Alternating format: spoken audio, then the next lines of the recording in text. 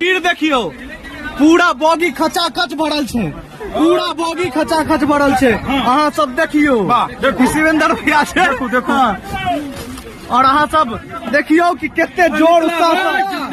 अरे आपके बोली के साथ 21 अगस्त के इस साथ खराब कल जाता है। बिल्कुल बिल्कुल बिल्कुल भीड़ देख सके छी कितने उत्साह छे। सब खनाई पिनाई त्याग के अपन मिथिला राज लेल पहुंच रहल छे दिल्ली। दिल्ली पहुंच के हम सब क्रांति लेबे और ये अहाँ सबके विश्वास जताबे छी 21 तारीख के एक ऐतिहासिक पल हेते मिथिला लेल और मिथिला के भविष्य जरूर बदलते।